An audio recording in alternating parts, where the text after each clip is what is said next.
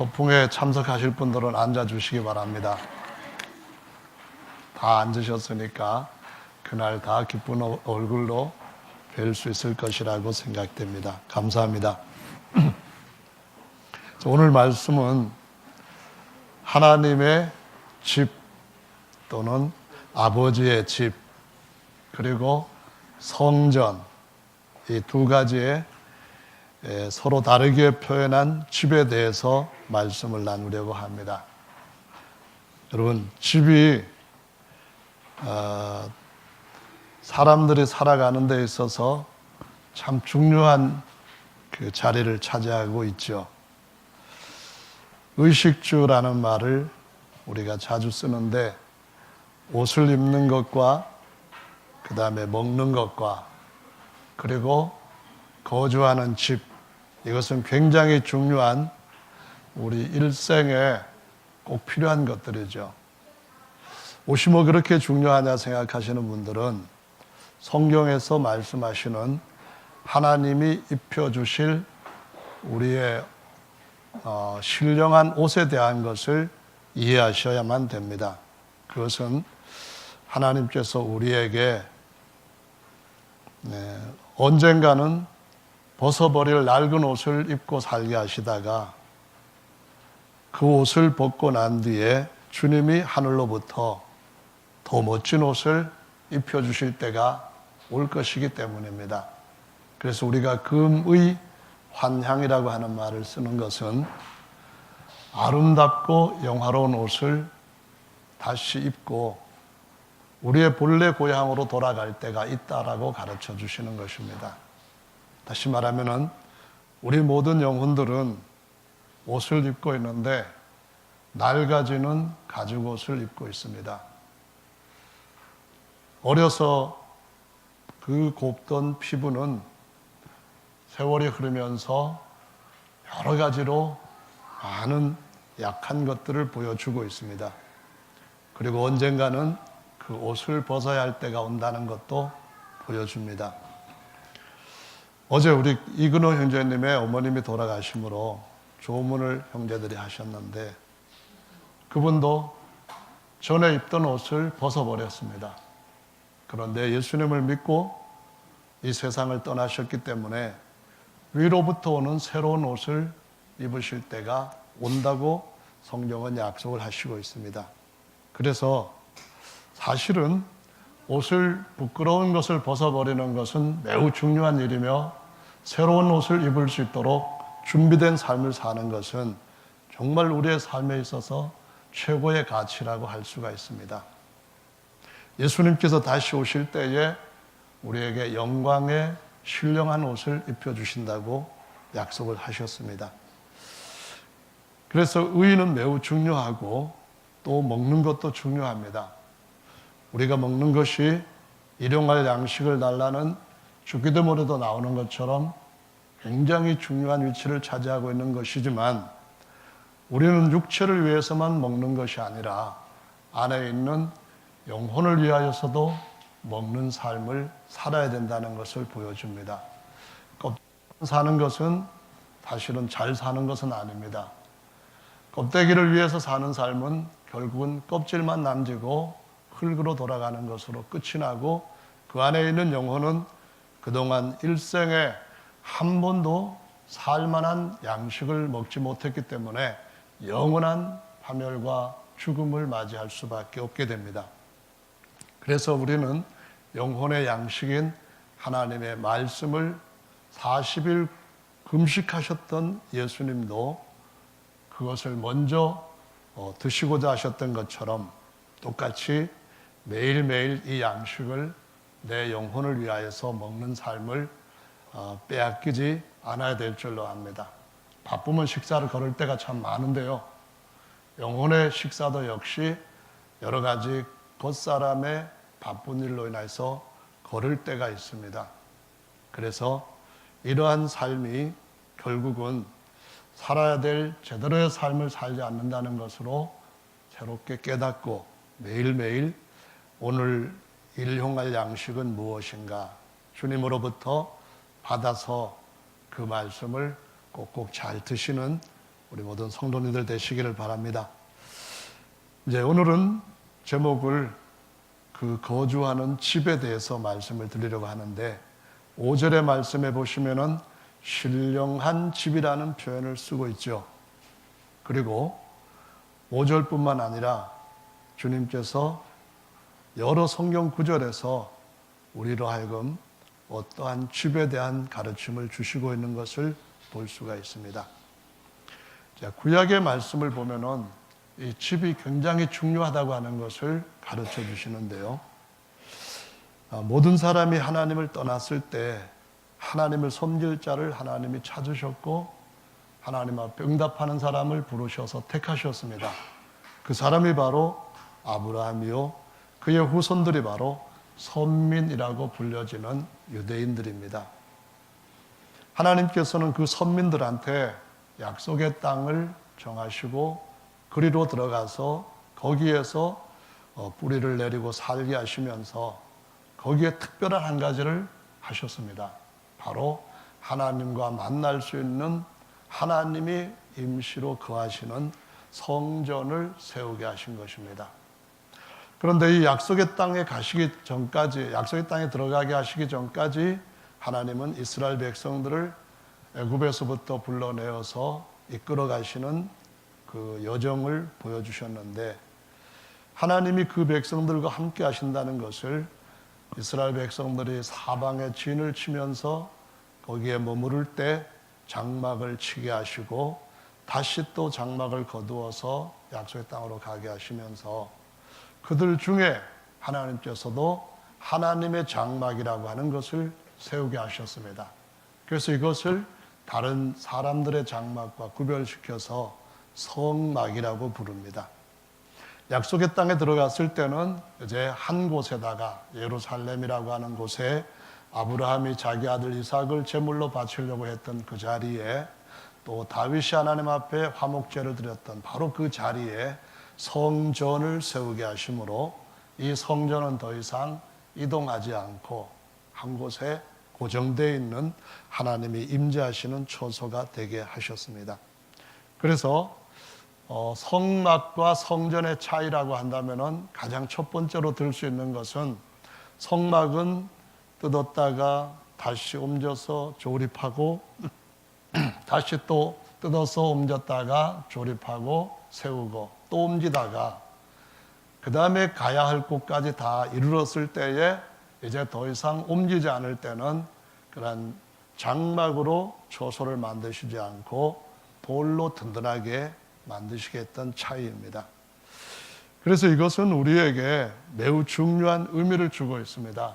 그건 다름 아니라 하나님께서 우리 가운데 함께 하시면서 우리로 하여금 하나님께서 가게 하시는 본향이 무엇인가를 알게 하시고 그 길을 인도하시면서 동행을 하신다고 하는 사실입니다. 어느 땐가는 우리가 더 이상 여행에서 얻게 되는 피곤함이라든가 어떤 환경의 위험이라든가 먹고 입을 거리에 대한 걱정 같은 것들을 다 내려놓고 쉴 수 있는 때가 온다는 것입니다. 이리저리 피해가고 찾아가지 않고도 우리에게 항상 안식이 가득한 좋은 안정된 환경이 쉴 수 있는 환경이 온다고 하는 것을 보여주고 있습니다. 이스라엘 백성들의 삶을 보면서 우리는 우리의 삶이 언젠가는 그렇게 될 것이라고 하는 약속을 붙들고 그 약속을 소망으로 삼고 인내하면서 주님과 끝없이 말씀에 힘을 얻고 위로를 삼으면서 계속 갈 곳까지 가야 한다는 것을 배울 수가 있는 것입니다. 이런 것을 좀 더 구체적으로 보여주신 것이 신약의 말씀입니다. 신약의 말씀에 보시면은 요한복음 1장 14절에 예수님이 오신 것에 대해서 이렇게 묘사를 했어요. 말씀이 육신이 되어 우리 가운데 장막을 치심에 우리가 그 영광을 보니 아버지의 독생자의 영광이요 은혜와 진리가 충만하더라 라고 말씀합니다. 이 말씀은 하나님의 아들 예수께서 이 땅에 오실 때에 육체를 입으시고 우리와 같이 육체를 입고 있는 우리들 속에 육체를 입으신 하나님이 함께 하셨다고 가르쳐 주신 것입니다. 그래서 하나님이 함께 하신다 해서 임마누엘이라고 하는 명칭으로 불려지게 됩니다. 많은 사람들이 육체로 살아갑니다. 그 육체들 사이에서 주님께서, 하나님께서 그들과 아주 닮은 육체를 입으시고 그 육체의 장막을 그들 가운데서 그분이 다시 돌아가야 할 아버지 집을 향하여서 가도록 앞서서 가시고 가운데서 그들을 위로하시며 품으면서 가시는 것을 볼 수가 있습니다. 그리고 그 예수님이 결국은 아버지 집을 세우심으로 아버지의 영원한 그 처소에 마치 움직이지 않는 든든한 돌로 세워지는 아버지 집처럼 성전으로 세워지게 된 것을 볼 수 있는데, 요한복음 2장 19절로 21절 말씀을 여러분들이 늘 기억하실 필요가 있습니다. 예수님이 하신 말씀이 너희가 이 성전을 헐라 내가 3일 만에 일으키리라. 예수께서 이렇게 말씀하신 것은 성전된 자기 육체를 가리켜 말씀하신 것이다 라고 말씀을 하십니다. 예수님께서 말씀하시기를 자기가 성전으로 육체를 입고 이 땅에 얼마 동안 계시다가 그 주변에 육체를 입고 살아가고 있는 수많은 사람들한테 내가 가야 할 곳으로 내가 세워진 그 자리에 너희들도 이렇게 세우려고 왔다라고 가르쳐 주시는 것입니다. 이것은 굉장히 중요한 것이죠.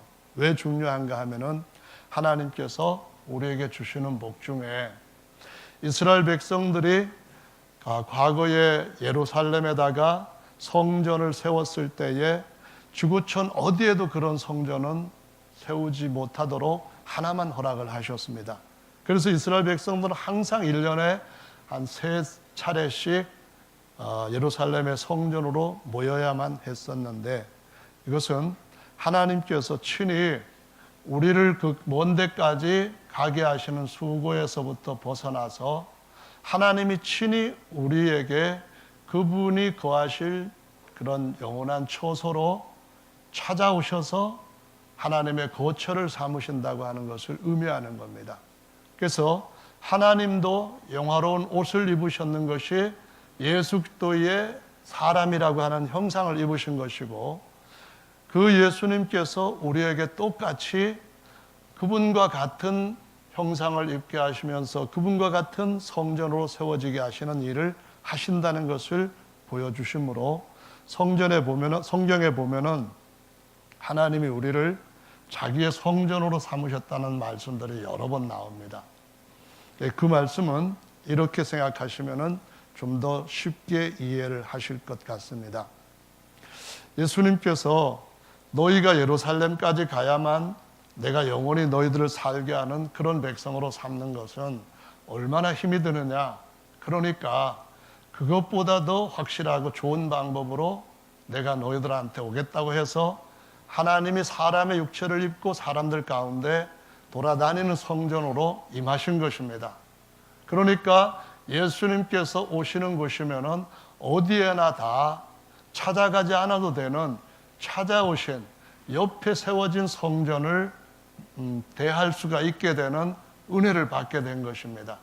그런데 예수님이 뭐라고 또 말씀하셨는가 하면은 하나님께서 내 안에 영원히 거하시면서 하나님의 처소를 삼으신 것처럼 내 육체는 하나님 아버지가 거하시는 하나님의 처소니까 아예 내 아버지 나의 하나님도 너희 안에 들어와서 너희가 어디로 가든지 간에 너희가 찾아가지도 않아도 되는 하나님 집을 너희 자신으로 만들어 버리겠다, 이렇게 말씀하신 것이 신약에 주님이 주신 약속이라는 겁니다.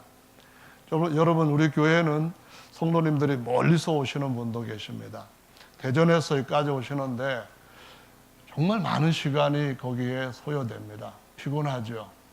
또 우리 김순애 집사님은 여주에서 아침 일찍 여러 그 버스라든가 지하철 같은 걸 타시고 여기까지 오십니다.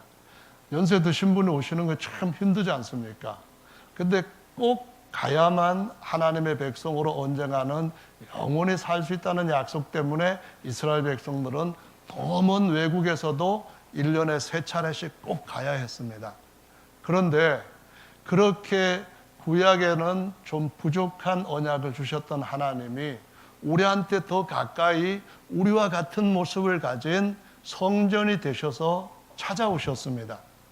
놀라운 일 아닙니까?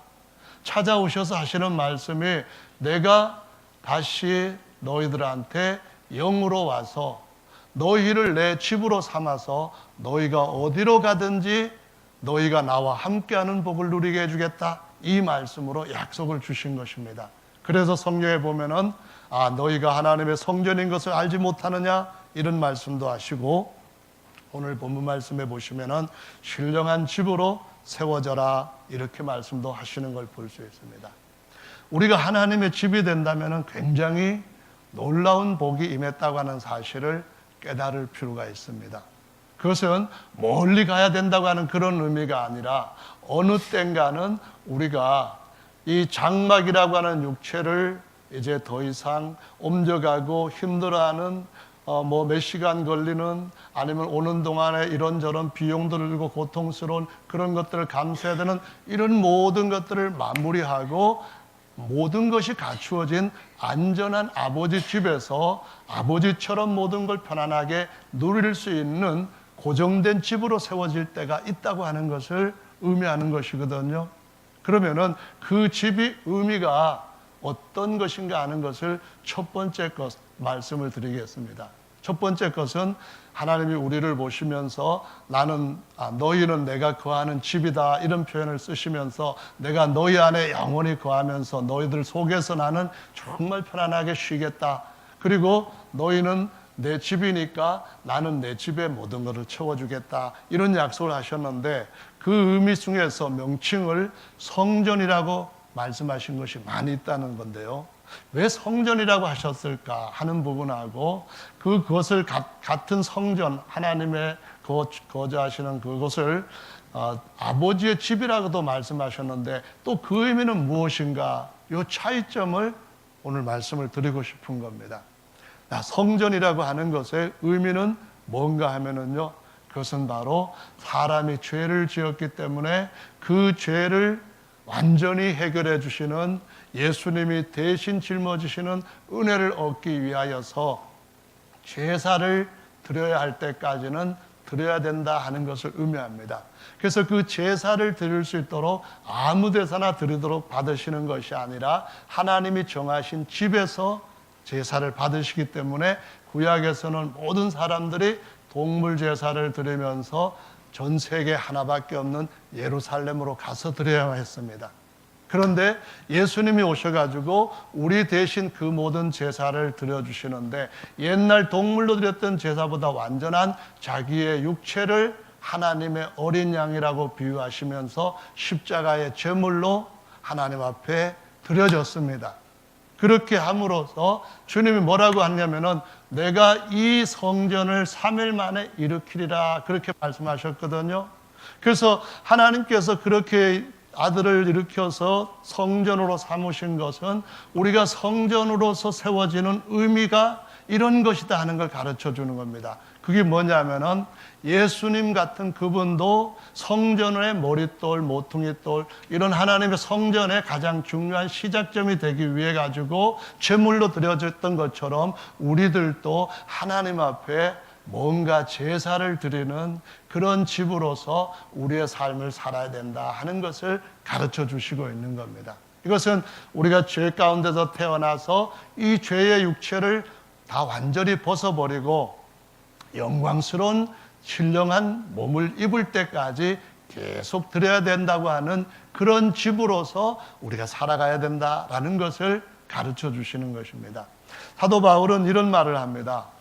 로마서 12장 1절 2절 말씀에 너희는 이 세대를 본받지 말고 하나님의 기뻐하시고 온전한 뜻을 깨달아서 너희 몸을 하나님이 기쁘시게 받을 만한 산 제사로 드리라 이렇게 말씀합니다.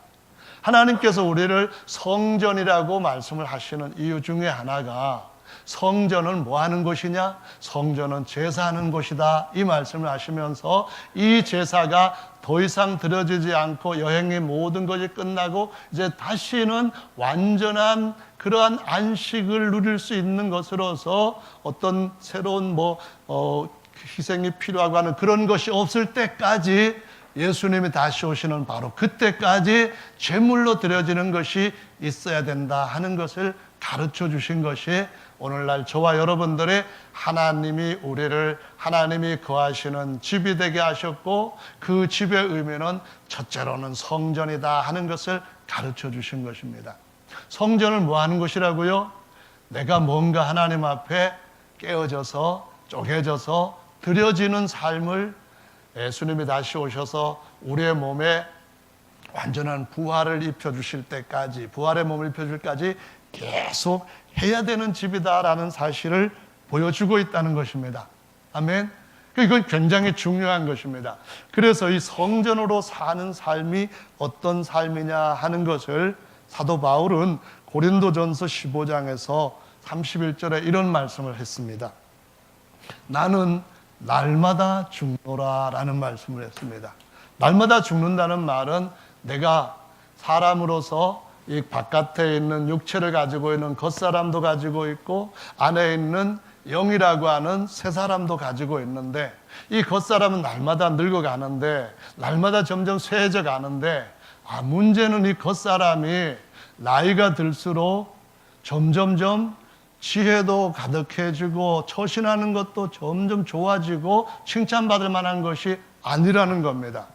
이 겉사람은 참 곤란스럽게도 자꾸 세월이 흐르면은 작은 일에도 그냥 이렇게 짜증을 내거나 아니면은 피곤해 하거나 아니면은 그런 일에 대해 가지고 무료함 같은 걸 느끼거나 이런 것이 우리한테 계속 여행자로서 살아가는 삶 속에 끊임없이 끼치고 있다는 겁니다. 여러분 피곤하면은 기도하는데도 방해를 많이 받죠. 배가 고프면은 육체가 배가 고픈데 그거 하고 하나님과 신령한 교통을 하는 거하고 무관한 것 같지만 한번 3일 금식해 보면은 정말 기도하는데도 예배 드리는데도 정말 힘들잖아요. 그것은 무엇을 말하느냐 하면은 바로 이 육체가 하나님 앞에서 하나님의 제사에 드려지는 제물의 역할을 끝까지 해야 되는 것이 하나님이 나를 지금 성전으로 세워놓으신 이유이다. 이걸 의미하는 겁니다. 여러분 하나님의 성전이요 예수님은 그 성전의 머릿돌로 죽으셨다가 제물이 되셨다가 부활하신 줄로 믿으십니까?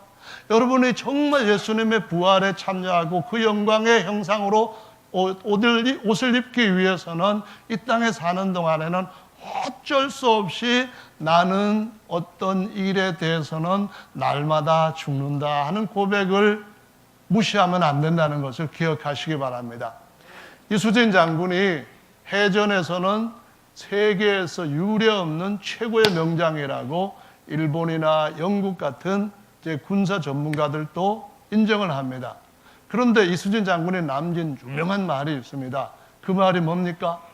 살고자 하는 자는 꼭 죽을 것이고 죽고자 하는 자는 살 것이다. 이렇게 있거든요. 그런데 이수진 장군이 이 말을 원래부터 본인이 저자 같은 식으로 처음 얘기한 게 아니라는 말이에요. 성경 말씀에 보면은 예수님이 베드로에게 말씀을 먼저 하셨어요. 이수진 장군이 먼저 태어나셨어요? 아니면은 2000년 전에 예수님 먼저 태어나셨어요? 여러분 그거 잘 아시잖아요. 예수님이 우리 모두에게 뭐라고 하셨냐면은 살고자 하는 자는 죽을 것이요 죽고자 하는 자는 영원히 살 것이다. 그렇게 말씀하셨습니다. 그러니까 그게 무슨 말이냐 하면은 내가 하나님 앞에 제물로 드려야 될 그런 부분을 이 땅에서 여행을 마칠 때까지는 이 장막집을 지고 가는 동안에는 어쩔 수 없이 해야 되는 일이라고 가르쳐 주시는 겁니다. 거기에 대한 그 말씀을 이거는 내 영혼의 양식이다 이렇게 인정하고 먹는 삶, 순종하는 삶을 살아야 이 사람이 승리하는 비결을 따라서 사는 사람이라고 가르쳐 주시는 것입니다. 아멘. 여러분 정말로 이것은 우리가 주님으로부터 지혜를 갖고 주님이 주신 약속과 인내를 가지고 살아가면은 얼마든지 할 수 있는 일입니다. 금요일 날 설교를 하셨던 우리 조성호 집사님이 비유 하나를 얘기하면서 질문까지 해서 형제들을 곤란케 한 것이 있습니다. 그게 뭐냐면은 배가 침몰해 가는데 구명정에 자리가 하나밖에 안 남았는데, 그때 부부가 여행을 하다가 이제 같이 그 배를 탔다가 구명정을 타야 되는데 남편 혼자만 그 구명정을 타고 부인은 가라앉는 배에 남았다는 겁니다. 그래서 부인이 혼자 타버린 남편 보고 뭘 하려겠냐 형제들한테 물어봤는데, 야 뭐야 내가 너를 믿고 시집 온 것이 내가 미쳤지 뭐 이런 말을 하는 사람도 있고 뭐 이랬는데 저한테는 안 물었어요. 제가 대답을 할 걸 준비하고 있었는데 안 물었거든요. 그래서 지금 제가 대답을 하고 싶은데 그게 뭔가 하면은요, 제 아내가 만약에 제가 먼저 그냥 타버리고 자기가 자리가 탈 자리가 없이 그냥 그 가라앉는 구명 본래 배에 있으면서 말을 한다면 이런 말을 할 것이라고 저는 알고 있었어요. 여보, 당신이 탄 것이 잘한 거야. 이렇게 함으로써 내가 지금까지 당신을 사랑했다는 것을 증명할 수 있게 되겠네. 앞으로 또 다시 영원한 세계에서 만날 수 있을 테니까 그러면은 저 잘 살아. 이렇게 제 아내는 지금 30년 동안 살아왔던 그 사랑이 진실이라는 것을 그렇게 말함으로, 아니 진실이기 때문에 그렇게 말할 수밖에 없을 거라고 저는 정말로 믿었어요. 그런데 그거를 묻지를 않아가지고 지금 제가 그 얘기를 하는 겁니다. 여러분, 사랑이 진실이 아니었더라면은 틀림없이 그 시간에 그게 나타났을 거예요.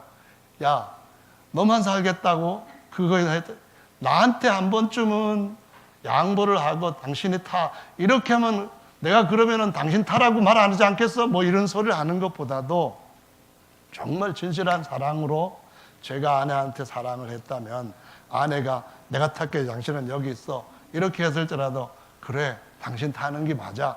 당신 정말로 이제 남은 삶, 내 삶까지 갑절로 잘 살고 나중에 또 만나. 이렇게 했을 거라고 생각이 돼요. 우리는 주님 안에서 인내와 소망을 가지고 살아가는 사람들입니다. 잠깐의 삶은 사실은 그렇게 중요한 것이 아닙니다. 우리가 마무리를 어떻게 잘하느냐, 이것이 더 중요한 건데요. 마지막 생에서 마무리를 잘하기 위해서는 날마다 죽는 법에 보사가 돼야 된다는 겁니다. 죽을 줄 아는 사람이 마지막 그런 격한 순간에도 나는 죽었다고 하는 사실을 나타낼 수 있는, 열매를 맺을 수 있는 삶을 살 수 있다고 하는 거예요. 근데 지금까지 제가 돌아보니까 제가 제 아내한테 뭐 잘한 것이 없기 때문에 만약 제 아내가 먼저 그 보트에 그 구명정에 한 자리를 탔다고 한다면은 아휴, 내가 저런 여자랑 같이 살았던 것이 아유 참자 그냥 죽자 이렇게 하고 그냥 있을지도 모르겠습니다만은 분명하게 알 수 있는 것은 날마다 죽을 줄 알면은 죽는 즉 산다고 하는 이 말씀도 이루어질 것이라는 사실을 압니다. 여러분 맞죠? 그래서 사람들은 이런 얘기를 합니다. 내가 죽고 내가 죽으면은 내 안에서 주님이 산다고 해서 나가 죽으면 그러면은 주님이 산다. 주생이라고 하는 내 사자성어를 가지고 매일 내가 죽으면 주님이 살고 내가 살면 주님이 죽고 내가 살면 주님이 사시고 주님이 사시면은 다른 많은 사람들도 살고 이렇게 해서 갈라디아서 2장 20절의 말씀에 보면은 내가 사는 것은 내가 사는 것이 아니요 나는 죽고 내 안에서 그리스도께서 사시는 것이라. 내가 지금 믿는 것은 그리스도께서 내 안에 사시는 그 믿음으로 사는 것이다. 이렇게 말씀을 하심으로써 우리 자신 속에 있는 예수님이 살아나시면 우리 자신 속에 계시는 예수님이 성전으로 우리를 사용하시면 예수님께서 우리 자신을 받으시는 제물로 주님께서 안으시면 우리의 삶 전체가 다시 살게 되고 더 잘 살게 되고 영원히 살게 되는 그런 복을 받게 된다고 가르쳐 주시고 있는 것입니다. 그래서 성도 여러분, 우리는 살아야 할 때에 사는 법을 배워야 되는데 이 땅에 성전으로 살아가는 동안에는 죽는 법을 먼저 배울 때에 사는 법도 주님께서 우리에게 딱 충만하게 나타내 주시는 줄로 믿으시기를 바랍니다. 아멘. 자, 그러면 두 번째로 아버지의 집과 성전 차이점이 뭔가? 아버지 집에 대해서 말씀을 드려볼게요. 아버지라는 말은 무슨 말입니까? 아버지라는 말은 내가 아들이다, 그 의미를 바닥에다가 이렇게 자리를 잡게 한 겁니다. 아버지와 아들 관계, 부자지간의 관계입니다. 다시 말하면은 내가 아버지의 집이다, 그 말은 예수님께서 우리의 아버지가 되셔서 우리 안에 오셨는데 우리의 신분이 아들이라고 하는 신분으로 새롭게 바뀌어졌다고 하는 것을 의미하는 것입니다. 다시 말하면은 옛날 사람에게서 태어났던 상태, 육체로부터 태어났던 우리 옛사람의 상태는 하나님 앞에 천사보다도 그 질이 품격이 뚝 떨어져 있는 종의 신분이라는 겁니다. 그런데 예수님이 우리 안에 들어오셔서 우리를 자기가 거처하실 영원한 처소로 삼으셨을 때 그때는 우리의 이 안에 있는 영, 우리 속사람이 하나님의 아들이라고 하는 새로운 신분으로 딱 태어났다는 겁니다. 성전이라고 하는 개념은 내가 죄를 제물로서 완전히 이기고 영원히 죄를 내가 지배할 수 있는 승리자가 되었다, 그런 의미로 사는 것이지만은 다시 우리가 아버지 집이라고 하는 하나님 아버지께서 우리 안에 영원히 거하시겠다는 집으로 세워진 때는 이거는 달라지는 겁니다. 나는 아버지의 아들이다, 그런 의미입니다. 아버지는 나를 자기가 영원히 거하실 집으로 삼으셨고 아버지는 그 모든 것들을 나의 아버지 집인 내 속에다가 가득하게 채우신다, 그런 의미입니다. 여러분 한번 생각해 보십시오. 하나님은 만유를 지으셔서 만유보다 더 크신 분입니다. 그런데 그분이 만유를 우리 안에 다 갖게 하시는 것보다도 하나님이 자신이 우리 안에 오셔서 만유보다도 만 배나 더 많은 것들을 우리에게 주시는 겁니다. 제 아내에게 제가 아직 한 번도 반지를 선물해 본 적이 없습니다. 뭐 20년 됐다고 해서 한 번도 은반지 준 적도 없고 30년 기념됐다고 해가지고 금반지 한 적도 없고 그렇습니다. 그러면 가끔은 섭섭할지는 모르지만은 그런 섭섭함을 막아줄 수 있는 저 나름대로의 노하우가 있습니다. 그게 뭐냐면은 반지가 중요해, 내가 중요해, 이렇게 얘기하는 겁니다. 아니, 그 목걸이를 하는 게 중요해, 내가 더 자기한테 이렇게 사랑으로 품어주는 게 중요해.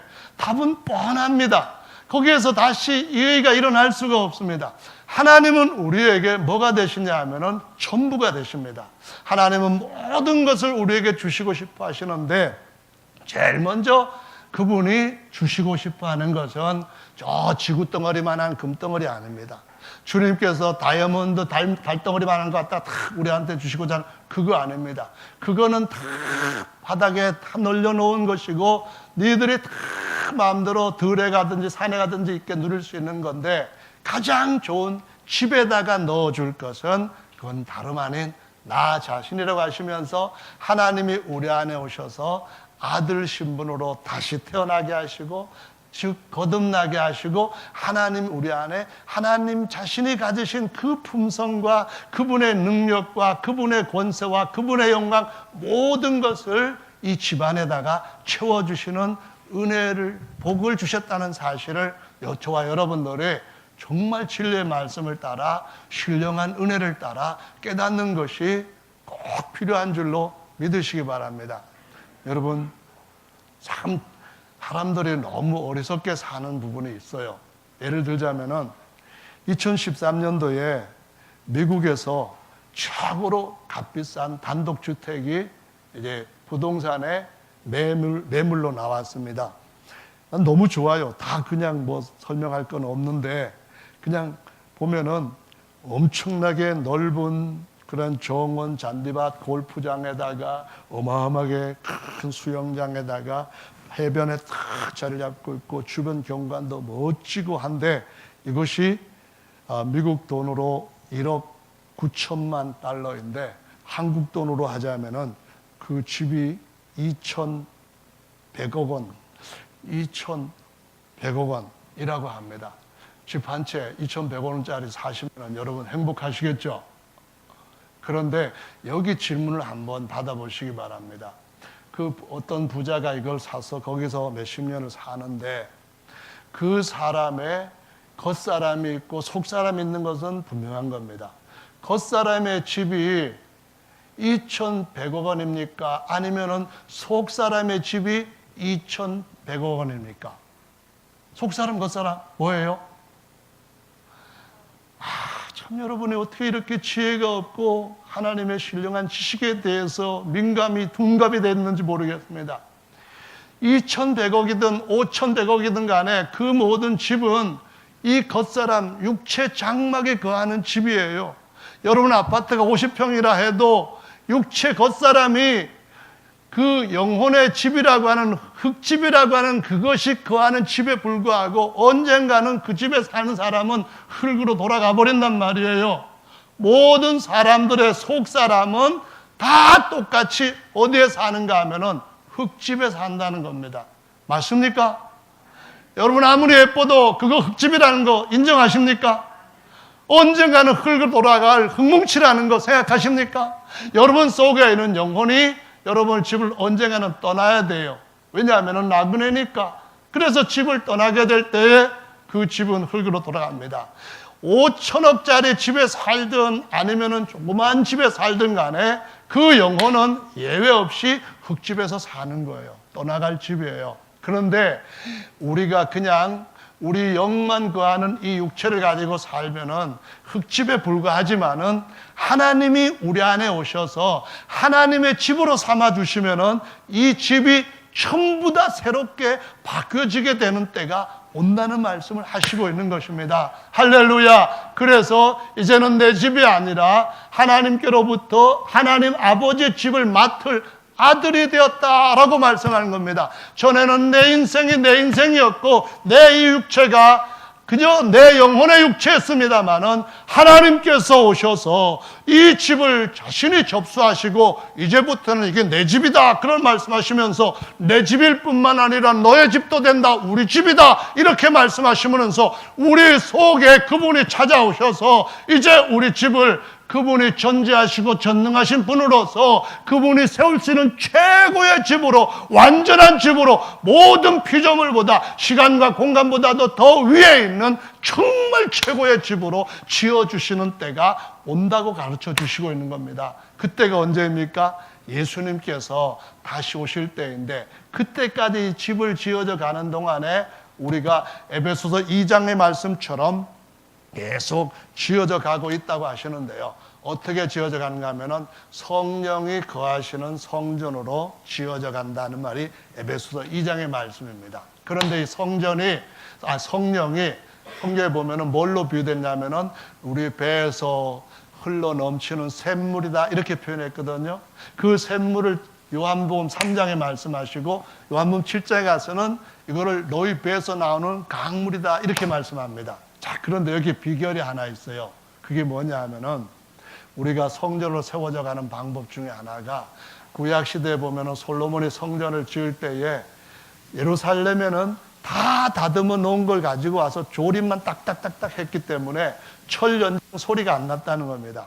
돌 깨는 소리가 예루살렘 성전에 안 난 거예요. 그 말은 무슨 말인가 하면은 이 땅에서 우리가 하나님의 성전으로 세워져 가는데 하나님이 지으시는 저 죽은 돌이 아닌 신령한 돈으로 예수님처럼 세워져 가는데 이 땅에서 철연장으로 뭐 이렇게 깨거나 이 땅에서 이렇게 저렇게 다듬어져서 천국 가서는 더 이상 다듬을 기회도 없고 다듬어지지 않은 것은 그 나라에 들어갈 수도 없다. 그 말씀을 하신 거거든요.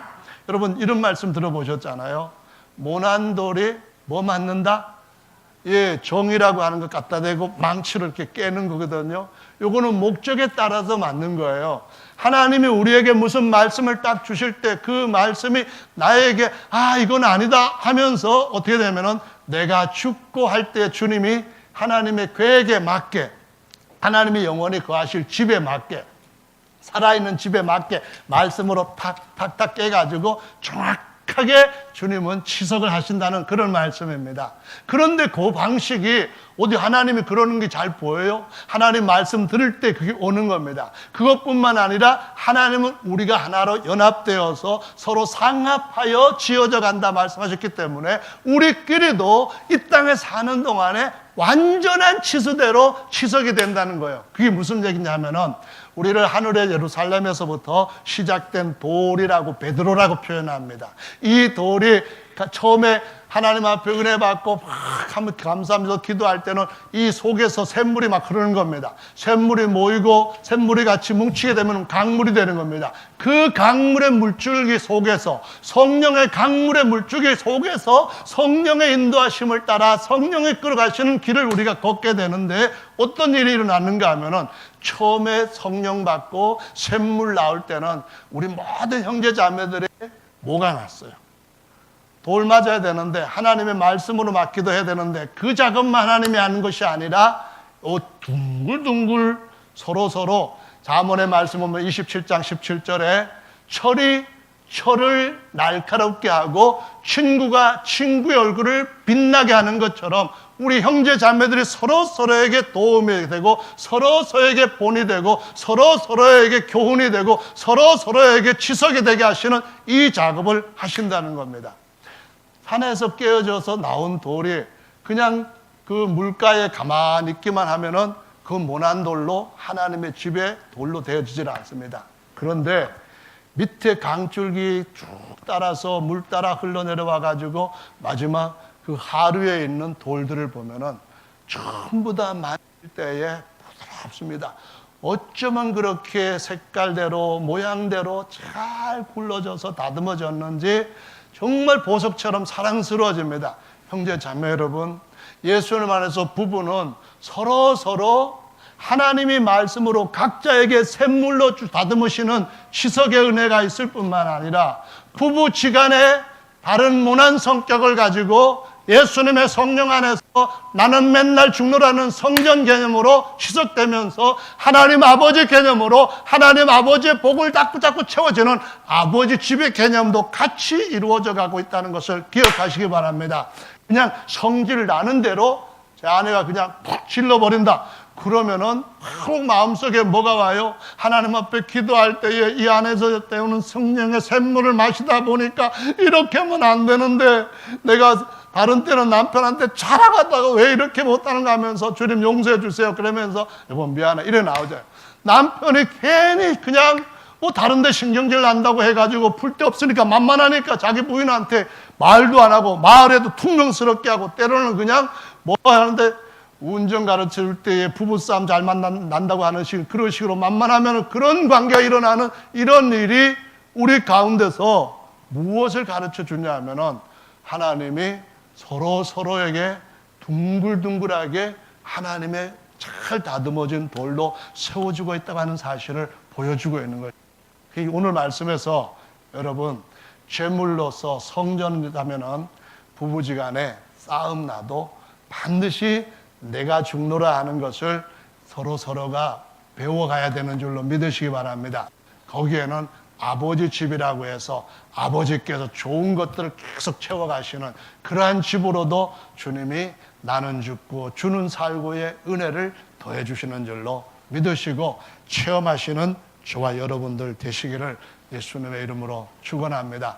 주님이 같이 계시면 주님이 다듬으시는 그런 이면은 주님 스스로도 건축자들한테 무시당하고 버림받은 돌이 되었다고 했거든요. 그런데 하나님 앞에서는 택함받은 돌이 되고 보배로운 돌로 주님이 쓰셨다고 말씀합니다. 그러니까 이 땅에 사는 동안에서는 오직 주님께서 우리를 어떻게 보시는가 하는 그 시각을 놓지 마시고 주님과의 그 소통하는 마음을 가지시고 주님이 우리 서로를 각각 다듬으실 때에 교회 안에서도 가정에서도 어디에서도 주님께서 잘 세워지게 하셔서 영원히 무너지지 않는 그러한 집들로 세워지시게 되기를 예수님의 이름으로 축원합니다. 아멘. 잠깐 동안 같이 기도하시고